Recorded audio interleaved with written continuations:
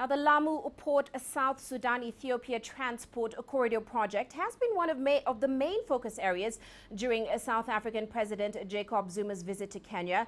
Now, it involves the construction of East Africa's biggest port and linking that by rail and road to Ethiopia and South Sudan. It also includes opening up Kenya's long-neglected northeastern frontier.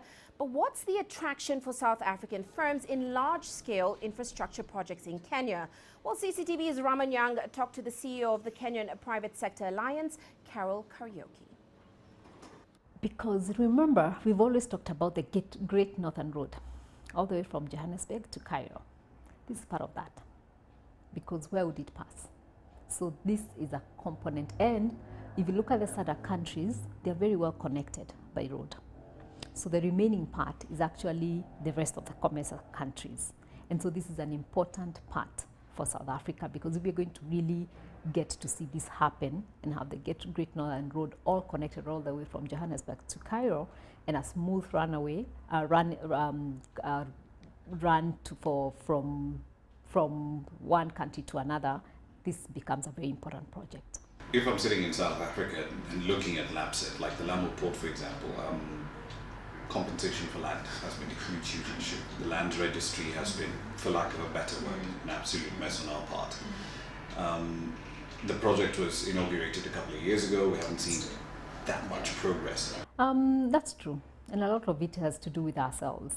And one of the things that we've done from the private sector side, from KEPSA side, is on issues of land.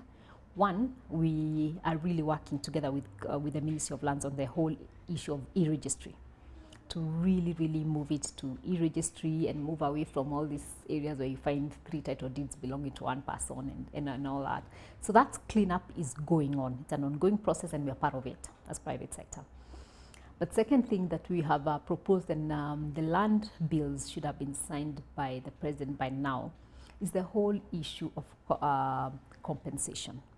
Land compensation for development should not be market rates, or should not be left to individuals to decide. There has to be a process, and that's what all other countries have. So this the issue of willing seller, willing buyer can't work for development. That's the problem we have had with a lot of the projects, because all development projects have land as one of the components. And so that's one of the things that we hope will be resolved with this. And so those are the things we're discussing with investors and saying, yes, these have been our challenges, but we're working on them. So just be a little patient with us. We'll get them done. Transnet and Eskom also coming on board as part of this trip. Vis-a-vis China, because when we talk about infrastructure investments, if you look at most of the big projects across the continent, there's usually either Chinese funding or Chinese execution, or both. In some instances, the SGR being one example. What's South Africa's competitive advantage if they come into a project like LAPSSET and say, okay, we like the port, we'd like to construct about 3 or so berths. What's their competitive edge? They do. They actually do have a competitive advantage, because also you don't want, as a country, to be beholden by one country. You don't want to give all your projects to one country. And we're not saying China is bad. We work with China and we want to continue working with China. But it's good to have options. It's good to work with many partners, because then it becomes more competitive. The more partners you have on the table, the easier it is for you to be able to have a good price than when you only work with one. And so that's why we are keen to have as many on the table. LAPSSET has many suitors, you know, from Americans to the Japanese to the Chinese to the UK and all the others. But it's great, and it's a big project. So there'll be a piece for everyone.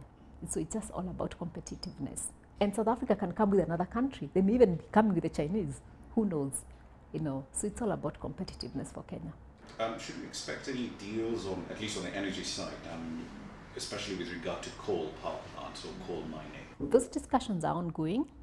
The chances of them being concluded today could be, but they may continue, but they are ongoing. Not only coal, but also geothermal. The South Africans are also very keen on geothermal, which has also a lot of many suitors. But the resources, we have more than 7,000 megawatts, and we've only exploited, what, 2,000 or less?